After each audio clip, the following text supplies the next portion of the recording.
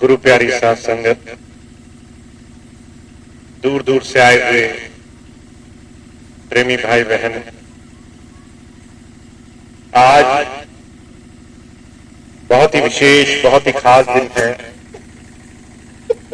हरदोई के इस क्षेत्र में आप सब, हम सब बैठ करके मालिक को, प्रभु को याद करने के लिए अपना समय निकाल कर यहां आए हैं।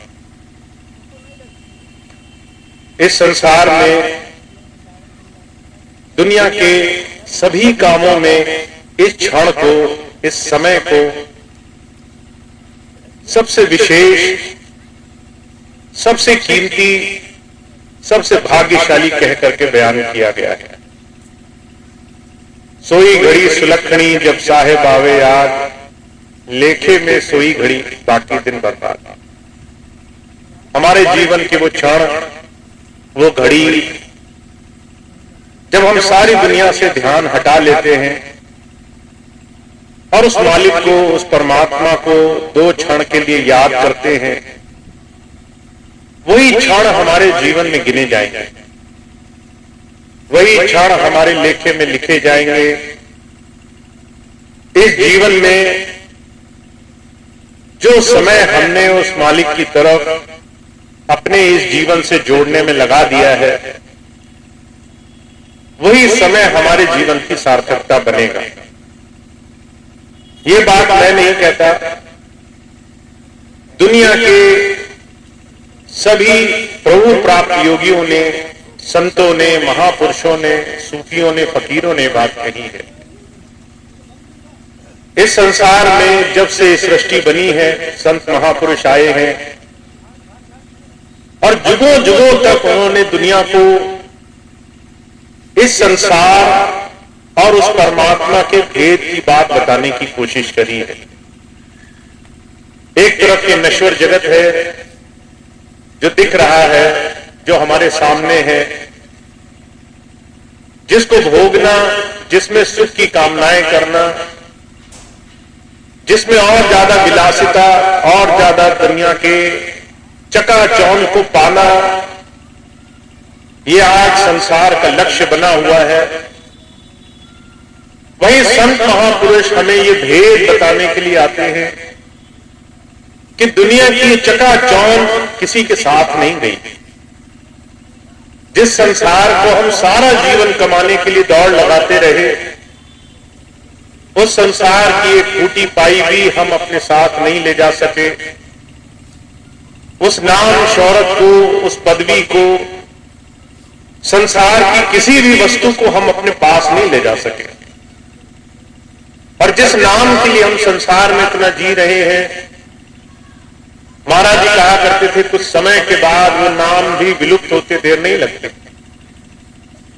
इस भारतवर्ष में बड़े से बड़े राजा महाराजा आए, चक्रवर्ती, जिनका उत्तर से लेकर दक्षिण तक राज था। पूरे भारतवर्ष में उन्होंने राज कमाया, पर आज हम उनके नाम नहीं जानते, उनको हम याद नहीं करते, उनके नाम से हम इस भारत को नहीं पहचानते। हम आज, और हर एक इंसान, हुजूर कहा करते थे, अपने ही संसार के द्वंद्व में उलझा हुआ है। किसी को फुर्सत नहीं है कि वो दूसरे को याद करे, दूसरों की परेशानियों को याद करे। महाराज जी एक बड़ी सुंदर मिसाल फरमाया करते थे, हमारी उम्र के 3 पड़ाव होते हैं। जब हम 20 के होते हैं तो हम फिक्र नहीं करते कि दुनिया हमारे बारे में क्या सोचती है, जो मन में आए सो करते हैं। जब हम 40 के होते हैं तो हम सिर्फ यही चिंता करते हैं कि लोग हमारे बारे में क्या सोचेंगे। और जब हम 60 के होते हैं तब हमें ये बात, ये भेद समझ में आ रहा होता है कि हमारे बारे में कभी किसी ने सोचा ही नहीं। सब अपने ही संसार के द्वंद्व में लगे रहे। हमें ये मुगालता रहा, भ्रम रहा, भूल रही कि लोग हमारे बारे में सोचेंगे तो क्या कहेंगे। और इस भ्रम में कि संसार हमें कैसे परखेगा, लोग हमारे जीवन को देखेंगे तो क्या कहेंगे, हमने अपना जीवन नहीं जिया, हम किराए का जीवन जीते रहे, दूसरों के मुताबिक अपने जीवन को दूसरों के हिसाब से जीते चले गए। जब संत आते हैं वो कहते हैं हम आज संसार में मनमत में जी रहे हैं। दूसरा जो हमें कहता है, जिस नजर से देखता है, जिस मान बड़ाई प्रतिष्ठा सम्मान इस करके जो जरूरी है वो काम हम टालने में लगे हैं। और आज लाख बात समझते हुए भी हमें अपने अभ्यास में इस बात की फुर्सत नहीं है कि जीवन की सार्थकता कैसे कमाई जाए। हम 24 घंटे संसार में लिप्त हैं, कुछ कारोबार में जो जरूरी हिस्सा है रोजी रोटी कमाने के लिए, और उससे बहुत ज्यादा इस मन से कि संसार में हम कैसे अपने आप को समाज संसार दूसरी व्यवस्थाओं के अनुरूप ढाल सकें। पर जब जब गुरु जी आए तो वो हमें संसार में जीवन को सही ढंग से सही तरीके से जीने का तरीका सिखाने के लिए आए। हुजूर कृपाल सिंह जी महाराज आए तो उन्होंने एक बात पर बड़ा जोर दिया कि ऐ इंसान तू अपने आप को जान, हे मनुष्य पहले ये समझ कि तू है कौन, तेरा जीवन कितना है, तेरी मृत्यु कितने नजदीक है, और फिर तू अपने जीवन से क्या कमा सकता है। अगर आज हमारे जीवन में हमें ये बात पता चल जाए कि हमें सिर्फ एक दिन का जीवन मिला है, सिर्फ 2 दिन का जीवन मिला है, इस बात को हम समझ लें, जीवन की सीमा तय हो कि सिर्फ 1 दिन 2 दिन बचे हैं, फिर हमसे कहा जाए कि तुम क्या संसार की अनगिनत चीजों की चिंताओं करोगे, तो जो कहा करते थे उसके बाद आदि चीजों का वजूद हमारे लिए समाप्त हो जाएगा। न मान बड़ाई का वजूद रहेगा, न जमीन जायदाद का वजूद रहेगा, न धन दौलत का वजूद रहेगा, न छोटी छोटी लड़ाई का, न छोटी छोटे मान बड़ाई का। हम अपने जीवन में तुलना करेंगे क्या जरूरी है वो काम पहले कर लिया जाए। उनसे मिलेंगे जिनसे हमने कभी जीवन में नाता रखा था, वास्ता रखा था। हम अपने जीवन में उस बात की तलाश करेंगे जीवन की सार्थकता किस बात में है। कुछ लोग और अच्छे होंगे जो खोज करेंगे जीवन में हम परमार्थ की तरफ कैसे जुड़े, धर्म की तरफ कैसे जुड़े। तो जो कहा करते थे अगर इस बात का एहसास हो कि समय बहुत क्षणिक है, कम है, नाम मात्र का है, तो हर एक इंसान अपने जीवन को कैसे जीना चाहिए उस तरफ ध्यान देने की कोशिश करता है। और अगर यही बात हम गुरु की शरण में आकर जीवन में मानने लग जाए तो जो कहा करते थे हमारे जीवन में भक्ति की ध्यान साधना की शुरुआत होती है। तो हमारे स्वामी जी महाराज इसी बात को समझाने के साथ साथ 3 बातों की तरफ इशारा दे रहे हैं। हमारे जीवन का सनातन सत्य यह है हमें अपने जीते जी उस प्रभु धारा के साथ जुड़ जाना है। वो प्रभु धारा जो हमारे अंदर निहित है, जो 24 घंटे हमारे अंदर विराजमान है, जिसके रहने से हमें अपने अस्तित्व का आभास हो रहा है, उस नाम धारा से ध्यान साधना से जुड़ने के लिए जीवन में हमें कुछ कर्म करने हैं, कुछ समय निकालना है, अपना थोड़ा सा समय उस दिशा में बढ़ाने की कोशिश करनी है। और उसके लिए जो जो काम करना पड़े उन तमाम साधनों को बनाना है। मुझे बड़ी अच्छी तरह से याद है स्वामी जी के जीवन की घटना। एक बार एक भाई आए, बड़े बीमार थे, स्वामी जी से कहने लगे स्वामी जी मैं तो बड़ा बीमार रहता हूं, इतनी बीमारी में, इतनी तकलीफ में मैं बस ये कोशिश करता हूं जो भी समय निकल जाए मैं याद में ध्यान में लगा दिया करूं। मैं जो है डॉक्टर के पास नहीं जाता, तो स्वामी जी ने जरा जोर दिया उन्हें। स्वामी जी ने कहा, तुम अपनी सेहत का भी ध्यान रखा करो। ये शरीर जो तुम्हारा है ये परमात्मा की भक्ति का साधन है। शरीर से ही तुम उस प्रभु की भक्ति के लिए समय निकाल पाओगे, इसीलिए तुम्हें मनुष्य शरीर दिया गया है।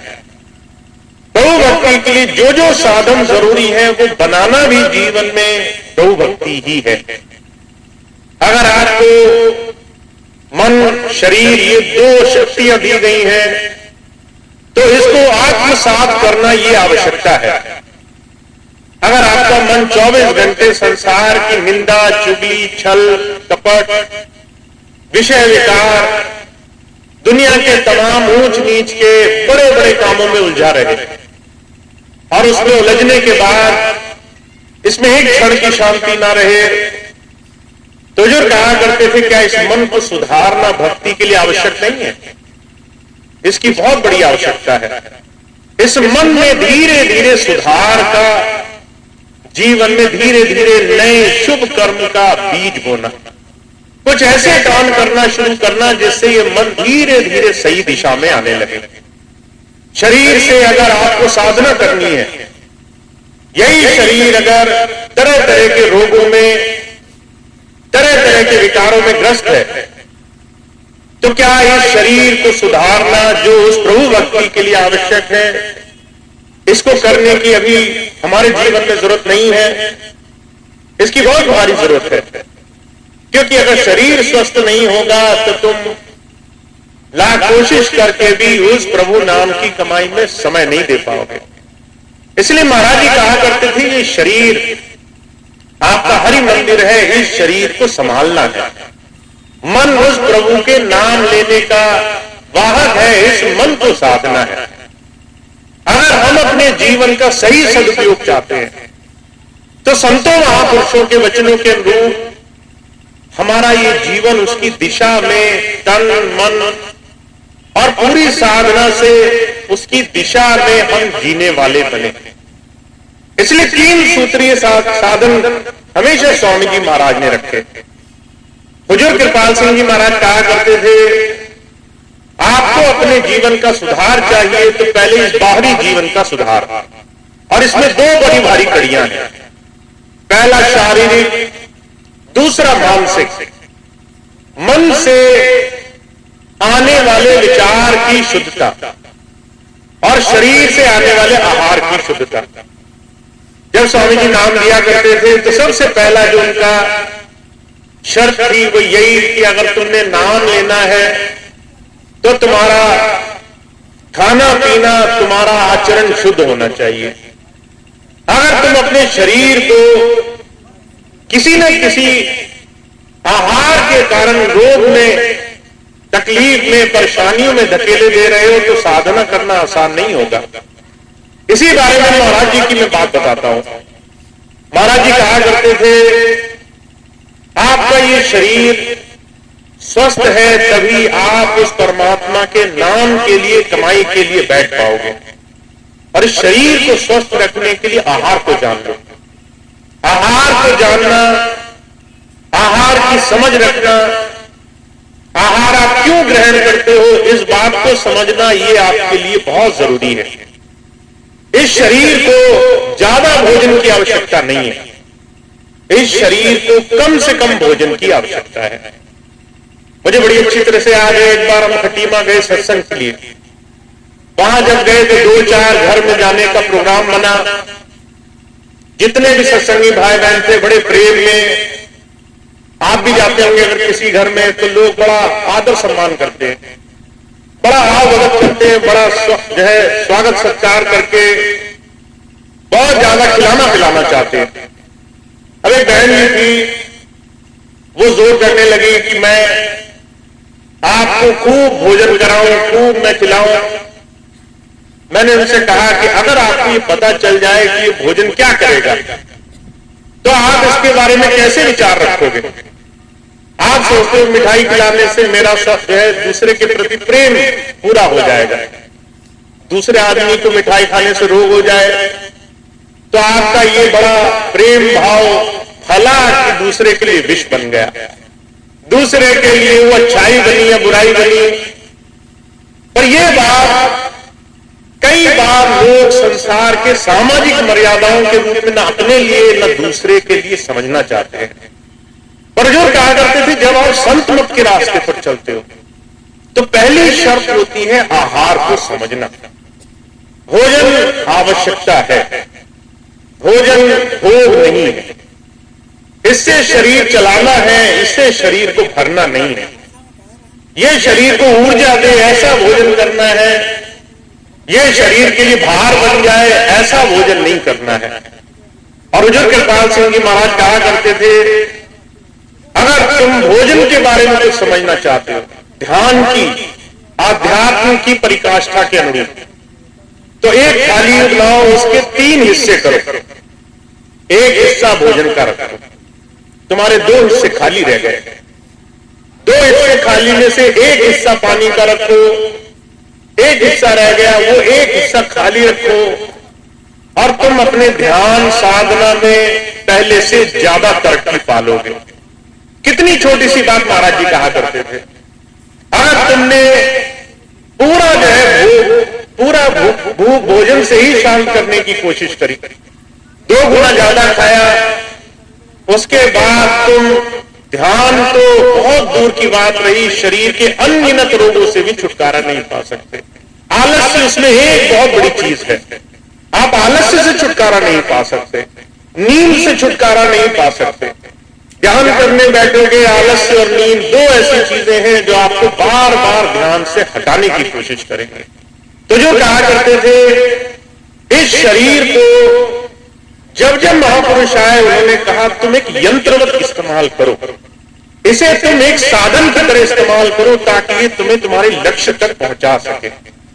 भगवान धन्वंतरी हुए, पहले ऋषि हुए जिन्होंने आयुर्वेद से दुनिया के सामने ये बात समझाने की कोशिश करी कि अगर तुमने भोजन को समझा नहीं तो इसमें बड़ी भारी खामी है।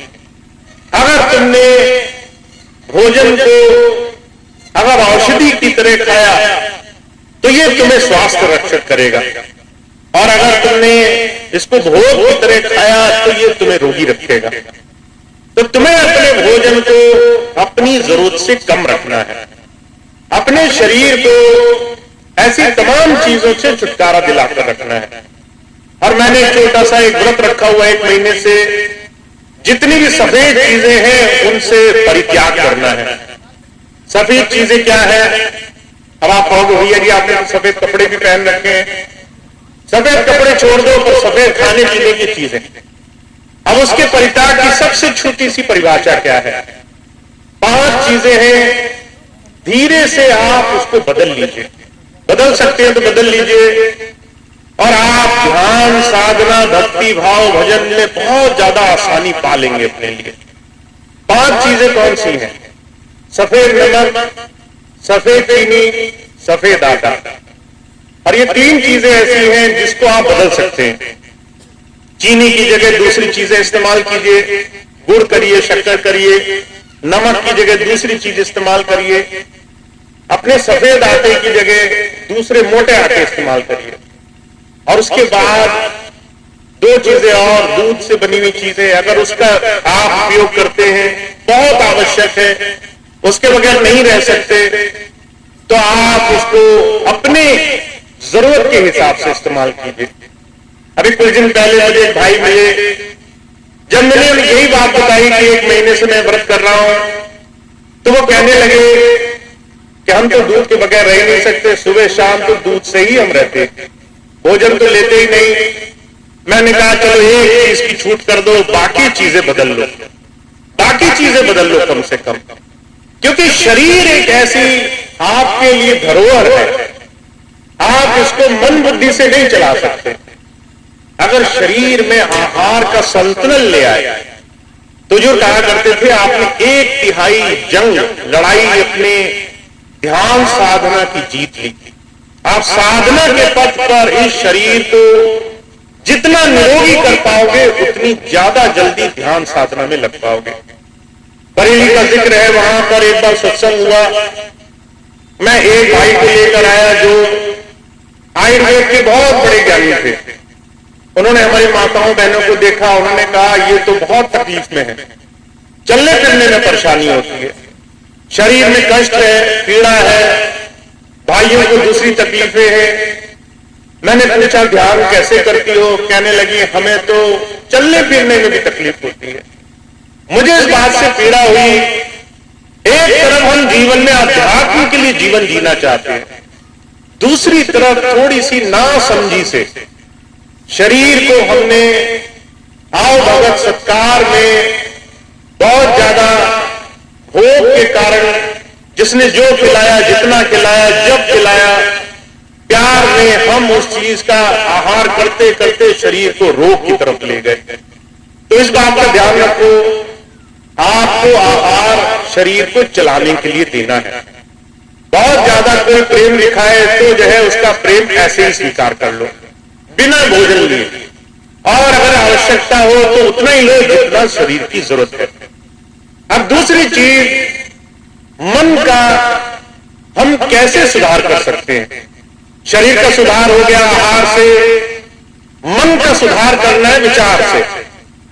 और जो कहा करते थे मन के विचार की एक सबसे बड़ी कुंजी है, हर एक कही जाने वाली बात वो आपके लिए नहीं है, हर एक उठने वाला विचार आपके लिए नहीं है, हर एक जो भी बात आपके चारों तरफ चल रही है वो आपके जीवन को सुधार या सही दिशा में ले जाने के लिए नहीं है। महाराज जी एक बड़ी सुंदर बात कहा करते थे, पहली ये जो हमारी आंख की इंद्री है, इससे लगभग 70% संस्कार हम अपने जीवन में जाने अनजाने में उठा लेते हैं। बाकी के 10 से 15% संस्कार हमारे कान, श्रवण की इंद्री से आते हैं। आप जाने अनजाने कहीं बैठ गए, कहीं निंदा, कहीं चुगली, कहीं बुराई, कहीं किसी की उल्टी सीधी बात हो रही हो, आपने न जाने में भी वो बात सुन ली, वो बात आप पर असर जरूर करेगी, वो बात आपका नुकसान जरूर करेगी, वो बात आपके मन पर छपी रहेगी। अगर आपको विश्वास ना हो तो कहीं भी ऐसी बात सुनना, आपको एहसास होगा कुछ दिन बाद वो बात अचानक आपके दिमाग में घूम रही है, अचानक आपको वो बात याद आ रही है जो आपने हफ्तों पहले कहीं सुनी थी। हर एक सुना हुआ विचार, हर एक आपके अंदर आई हुई बात वो आपके भले के लिए नहीं होती है। पर हुजूर कहा करते थे मन की एक स्वभाव, एक प्रवृत्ति है, जो भी इसके अंदर आप डाल देंगे ये उसको उलट पलट जरूर करेगा, उसमें उलझा जरूर रहेगा, उसमें लगा जरूर रहेगा, उससे बाहर नहीं निकलेगा। इसलिए स्वामी जी एक बात कहा करते थे, सत्संगी को चाहिए चलते फिरते उठते बैठते नाम का सिमरन किया करें। नाम का सिमरन जितना करोगे उतना दूसरी बातों पर ध्यान कम जाएगा, जितना दूसरी अनगिनत बातों की तरफ ध्यान जाएगा उतना नाम में मन नहीं लगेगा, उतना नाम के सिमरन की तरफ ध्यान नहीं जाएगा। और आज मैं देखता हूं बहुत से लोग ऐसे हैं, नाम लिए तो बहुत समय हो गया पर उनके जीवन में बदलाव नहीं आया, जीवन में परिवर्तन नहीं आया। इसलिए महापुरुष कहा करते हैं हमारे और आपके जीवन में आध्यात्म की परख होनी बहुत जरूरी है। हमारे और आपके जीवन में आध्यात्म आया नहीं आया इसको हमें समीक्षा करना बहुत जरूरी है। अगर हमने 10 वर्ष पहले नाम लिया कितना बदलाव हो गया, अगर हमने 5 वर्ष पहले नाम लिया कितनी चीजें बदल गई, कितना मन दूसरी तमाम चीजों से उचाट रहने लग गया, दूसरी तमाम बुरी बातों की तरफ जाना इसने छोड़ दिया, तरह तरह की निंदा चुगली में फंसना छोड़ दिया, हर एक बात पर विचार करना छोड़ दिया। तो जो कहा करते थे ये फर्क आपको इस बात की तरफ ले जाएगी आप कितना गुरु से जुड़ गए हो, कितना गुरुधारा से जुड़कर गुरु के नजदीक आ गए हो। तो जब जब संतों की, महापुरुषों की सानिध्य की बात आपको मिलेगी तो आपको सिर्फ यही बात समझनी है कितना गुरु नाम हमारे अंदर आया है, कितना गुरु जी का प्रेम हमारे अंदर समाया है, कितना गुरु हमारे अंग संग होने लग गया है और हम कितना उसके नजदीक होकर के जीवन में गुरु नाम से जुड़ने लगे हैं। मैं बात आपको क्यों कहता हूं बार बार, मैंने ऐसे लोग भी देखे जो 40-40 बरस स्वामी जी के नजदीक होने का दावा करते थे, ऐसे लोग भी देखे जो कहते थे हमसे पुराना कोई सत्संगी नहीं है, जो कहते थे कि हमसे नजदीक, हमसे ज्यादा अच्छा कोई गुरु की सेवा करने वाला नहीं है, पर जरा सा मन बुद्धि ने सांसारिक तौर पर उन्हें फंसाया, जरा सा चीजों को तौल-मोल करने का मौका आया और मन बुद्धि के घाट पर बिना अनुभव के वो जरा सी देर में भटक करके सांसारिक हो गए। इतनी सी देर लगती है मन को आपको हजारों हजारों जतन किए हुए बाहरी तमाम समय गुजारा हुआ वो एक क्षण में खराब करने के लिए। और उससे बचने का एक ही तरीका है कि हमारा दैहिक रूप में गुरु से जितना जुड़ाव हो उससे 100 गुना ज्यादा हमारा आत्मिक रूप में उससे जुड़ाव होना चाहिए। आप अगर एक बार उससे शरीर से मिलने गए तो उससे 100 गुना ज्यादा आप उसे आत्मिक रूप से मिलने का प्रयास करो, ऐसी लगन करो जिससे अंदर से आपको गुरु से जुड़ने का प्रेम भाव जगा रहे, अंदर गुरु से नाम धारा से जुड़ने का प्रेम भाव बना रहे।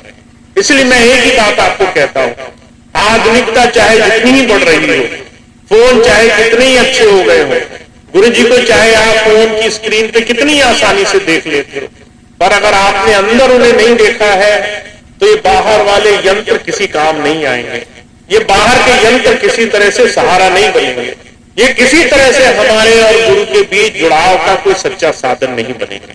तो हमें क्या चाहिए, आज के समय में हम गुरु से जुड़ने के लिए अपने शरीर को, अपने जीवन को एक साधन माने और इस साधन मान करके देह से, मन से हर एक वो चीज करें जो हमें उसके नजदीक जोड़े, उसकी तरफ ले जाए।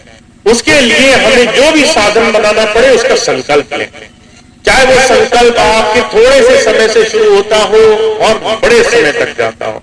और संकल्प के बारे में मैं आपको एक बात बताना चाहता हूं, अगर आपने एक बार एक संकल्प ले लिया कि आज से आने वाले 30 दिन तक मैं लगातार ये काम करूंगा, तो संकल्प को कभी टूटने मत देना, उस संकल्प को कभी उस पूरे समय के दौरान किसी भी कारण से छूटने मत देना, क्योंकि एक बार अगर संकल्प छूट गया तो मन हावी हो जाता है।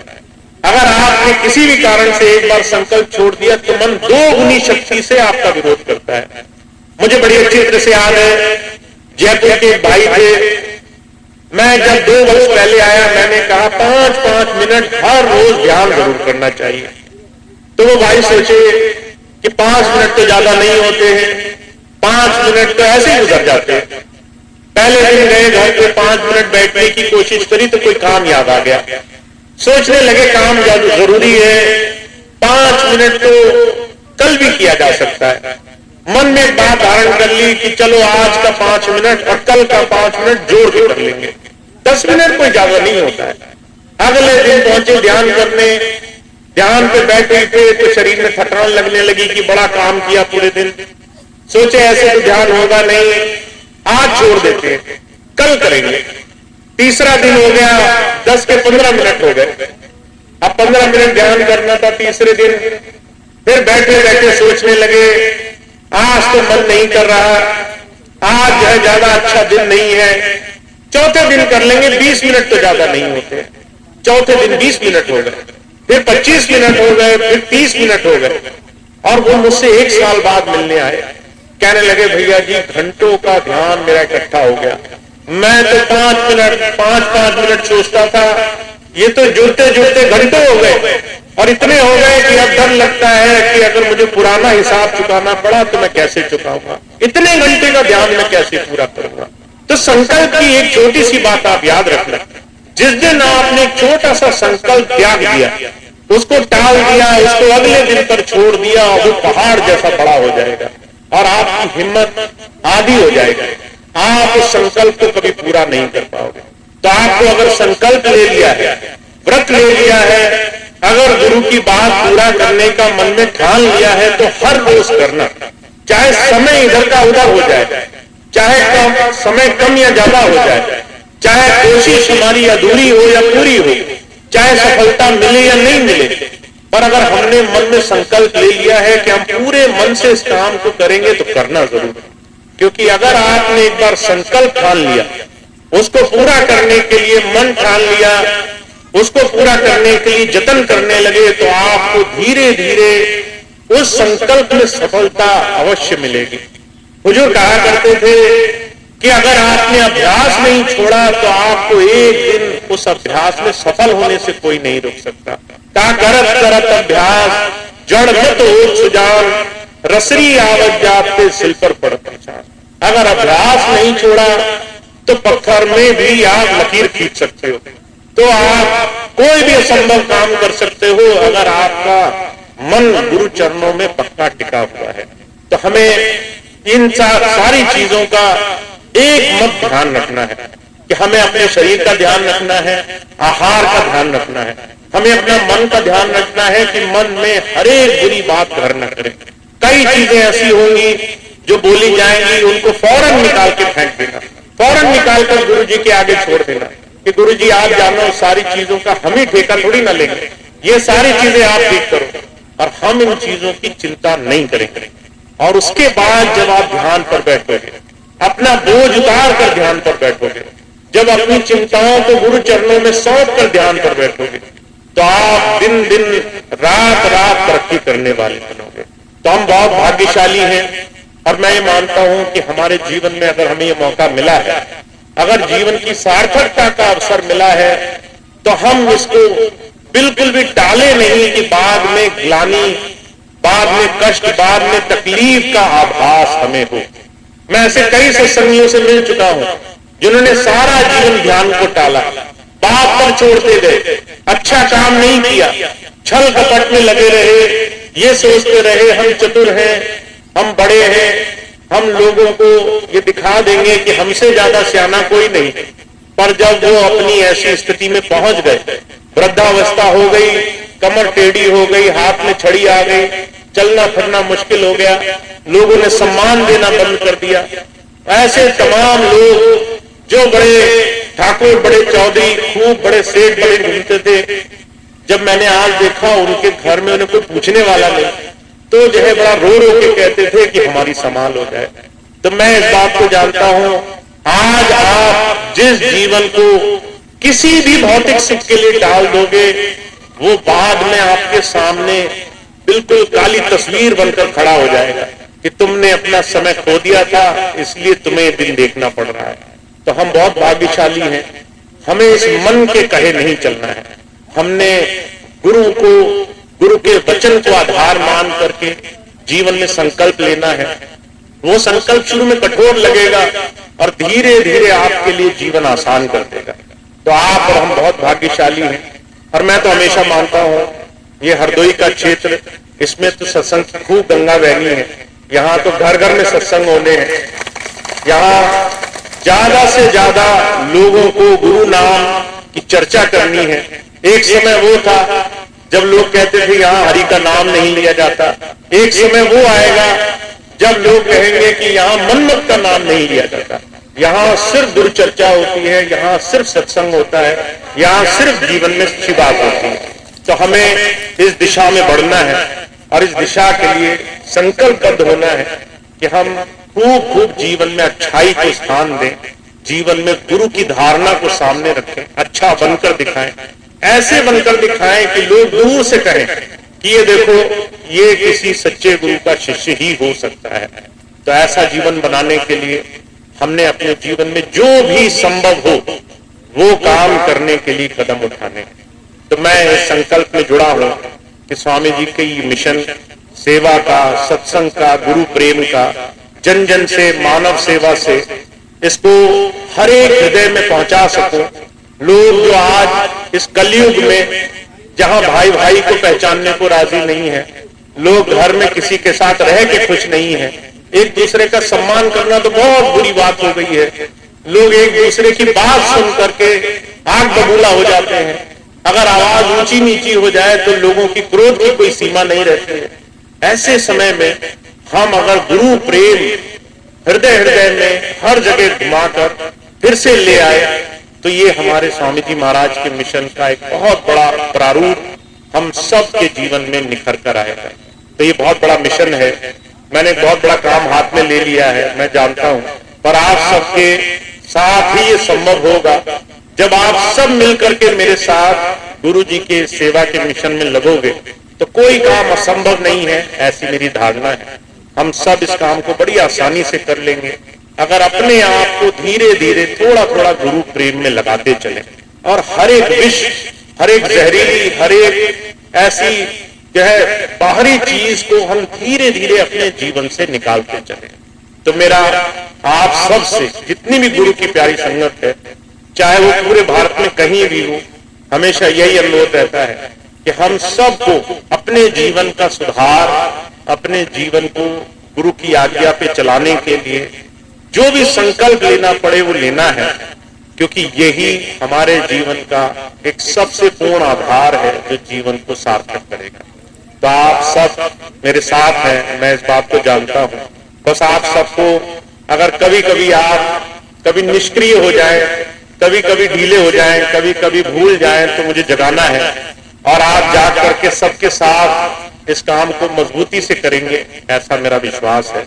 तो इस बात को ध्यान में रख करके हम जीवन में इसी दिशा में आगे बढ़ेंगे। तो मैंने 2-3 चीजें कही, फिर से दोहरा दूं।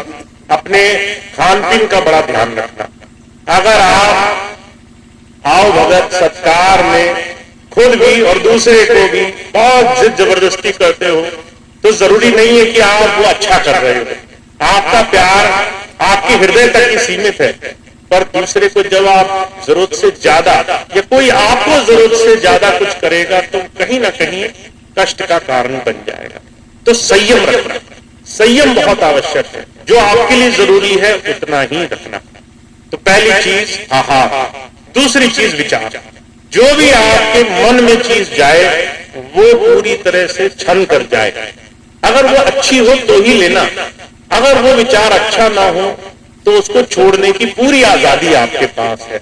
हर एक दूषित चीज में लगने का आपको कोई भी प्रतिबद्धता नहीं है कि आप हर एक गलत चीज का बोझ अपने मन पर उठाकर रखो। तो अगर आपको लगे कोई चीज अच्छी नहीं है, जैसे भी थोड़ी देर पहले हमारे डॉक्टर साहब कह रहे थे, लोग डरा देते हैं, देवी देवता है वो तुम्हारा नुकसान कर देंगे। अब आप जानते हैं, आप गुरु जी के नाम से जुड़े हैं, देवी देवता तो दूर की बात रही, काल और महाकाल आपका कुछ नहीं कर सकता। उसके बाद आपको बार बार इस विचार को मन में नहीं आने देना है। महाराज जी कहा करते थे, चाणक्य के समय की बात है, उसके समय में एक शिष्य था, वो जो है उसको ये सेवा सौंपी गई कि वो जाकर एक पौधा लगाए। उसने पौधा लगाया, पर संशय आ गया मन में कि जड़ जमी होगी कि नहीं जमी होगी। तो वो बार बार उस पौधे को उखाड़ के देखता था कि जो है जड़ जमी होगी कि नहीं जमी होगी। तो हमें बार बार ऐसा नहीं करना है। अगर गुरु जी ने एक बार कह दिया कि तुम्हारा कुछ नहीं होगा, कोई बुरा नहीं कर सकता, तो इसका मतलब कोई बुरा नहीं कर सकता। अब बार बार उसको नहीं हमें उखाड़ना है विश्वास को कि बार बार हम चिंता करें, हर एक की बात पर घबराएं।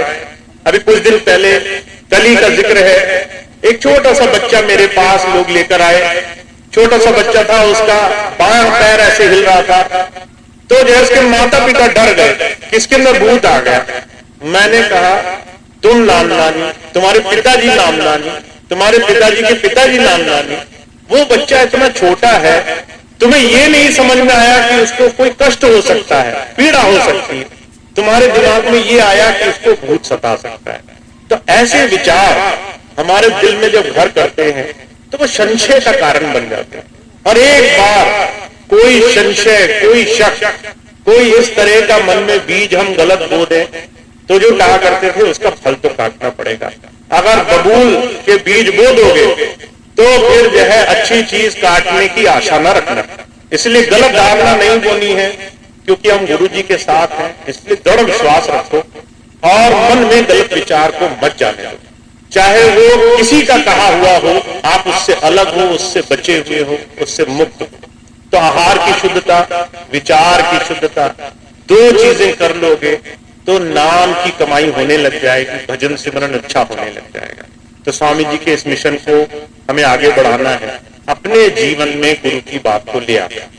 तो इतनी बात कह के मैं अपनी बात समाप्त करूंगा। आप सबको बहुत बहुत धन्यवाद। आप सभी भाई बहन यहाँ अपना कीमती समय गुरु की याद लेकर बैठे हैं। खूब खूब स्वामी जी की दया में है, आशीर्वाद आप तक पहुंचेगा। एक दो सूचनाएं मैं आपको दूंगा। उसके बाद प्रार्थना करेंगे, उसके बाद आज का कार्यक्रम समाप्त होगा। फरवरी का महीना आ रहा है, हमारे हुजूर कृपाल सिंह जी महाराज का जन्म दिवस के भंडारे का महीना है। वैसे तो हमने पिछले 2 साल से परंपरा बना रखी है कि जब भी हमारे गुरु महाराज के जन्म दिवस का कोई भी महीना आए तो हम हर रोज उस पूरे महीने कुछ न कुछ ऐसा संकल्प साधते हैं कि हमारा थोड़ा समय हर रोज पूरी ईमानदारी से उनकी याद में गुजरे। एक बार हमने दीपक जलाए, एक बार हमने उनकी याद में ध्यान भजन सिमरन का पूरा महीना कार्यक्रम चलाया। महाराज जी के जन्मदिन का महीना शुरू होने जा रहा है। आज आखिरी तारीख है जनवरी की, कल से फरवरी का महीना शुरू होगा। आप उनकी याद में, उनके ध्यान में अपना थोड़ा थोड़ा समय हर रोज गुजारें, ऐसा संकल्प लें। दूसरी खास बात यह है, 4, 5, 6 फरवरी को महाराज जी के जन्म दिवस के अवसर में भव्य भंडारा होगा।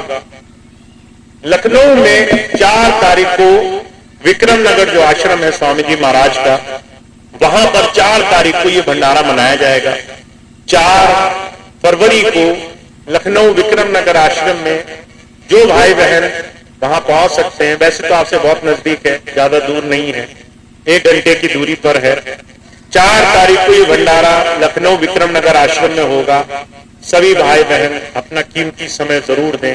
एक दिन की बात है, अपने गुरु की याद में, मुझे याद है संगीला में भंडारे होते थे, हरदोई से संगत सेवा के लिए 15-15 दिन पहले जाया करते थे, पूरा समय दे करके वहीं गुरु जी के नाम उनकी याद में लगी रहा करते थे। तो ये तो अब एक ही दिन में सिमट गया है। एक दिन खूब प्रेम भाव से दें। 4 तारीख को वहां पहुंचे भंडारे में हुजूर की याद में, उन अच्छे शुभ दिनों के ख्याल में उस एक दिन को हम मनाएंगे। 4 तारीख को उस भंडारे का आयोजन लखनऊ में होगा।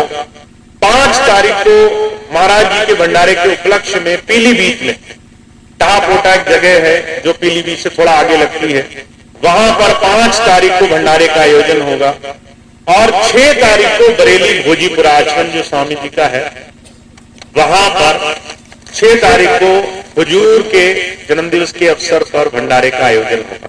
तो जहां जहां आपके नजदीक पहुंचे, मैं इन तीनों जगह एक के बाद एक जाऊंगा ताकि हर जगह गुरु प्रेमी सत्संगी भाई बहन खूब अपने मालिक की याद में, हुजूर की याद में उस दिन को मनाएं, पूरा महीना उनकी याद में रहें, ध्यान भजन का संकल्प लें ताकि बहुत बहुत हम गुरु के ध्यान से अपने जीवन को बना सकें। तो ये 2 खास बातें थी। फरवरी का महीना हुजूर की याद में गुजरे, उनके ध्यान में गुजरे। 4, 5, 6 फरवरी का भंडारा जहां जहां आपको सुविधा पड़े आप वहां पहुंच करके मनाएं। चाहे लखनऊ पहुंचे, चाहे अगर दूसरी जगह कोई आपका जानकार हो उसे सूचना करें, और 4, 5, 6 फरवरी का आप हिस्सा बने। अभी 2 सूचनाएं और हैं। अभी डॉक्टर साहब ने आपसे कहा था कि मार्च में एक सत्संग बरौना में वो चाहते थे, बहुत समय से डॉक्टर साहब ने कहा भी है, पर अभी बहुत आवश्यक इस बात की पड़ी कि हम 2 साल हो गए हैं अपने इस पूरे भारतवर्ष में सत्संग करते हुए। एक बड़ा भव्य कार्यक्रम किया जाए जिसमें सारे जितनी भी स्वामी जी की संगत है उसे हरदोई बुलाया जाए ताकि वो यहाँ पहुंचे और आ करके देखें हरदोई के भी प्रेमी सत्संगी भाई बहन कितने कर्मठ हैं, कितने सेवादार हैं, कितना लग करके सेवा जानते हैं। तो यहाँ मार्च में उस कार्यक्रम का आयोजन होना है।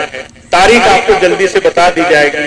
बच्चों के पेपर और एग्जाम के दिन ना पड़े ये देखते हुए अभी तारीख आगे पीछे करके आपको बता दी जाएगी। तो मार्च में वो प्रोग्राम होना है और वो गौसवा वहां पे ही होगा और जो भी उसकी तिथि और स्थान होगा वो बहुत जल्दी आपको बता दिया जाएगा। दूसरी बात यह है, मई में एक कार्यक्रम गौरा में लगना था, वो कार्यक्रम 4 मई को होगा। 4 मई को वैसे तो आपका समय 4 मई अभी लगभग 4 महीने दूर है, पर 4 मई को कार्यक्रम है। जिस तरह का भी कार्यक्रम बना है उस हिसाब से मैं 3 मई की रात को यहीं आ जाऊंगा। तो एक रात में यहीं कहीं विश्राम करूंगा, जो भी व्यवस्था मिलेगी जहां भी होगा। और डॉक्टर साहब मुझे देख रहे देखते तो वो देखने की व्यवस्था कैसी बनेगी। और 4 मई को गौरा में प्रोग्राम होगा। तो ये कार्यक्रम मई में यहाँ होगा और आप सभी के बीच में होगा, ताकि हम फिर से इस क्षेत्र में हरदोई में सत्संग की गंगा बहाएं, ज्यादा से ज्यादा सत्संग से सभी भाई बहन जुड़े। अब डॉक्टर साहब अपनी बात कहेंगे, उसके बाद प्रार्थना होगी, बरौना भी जल्दी होगी।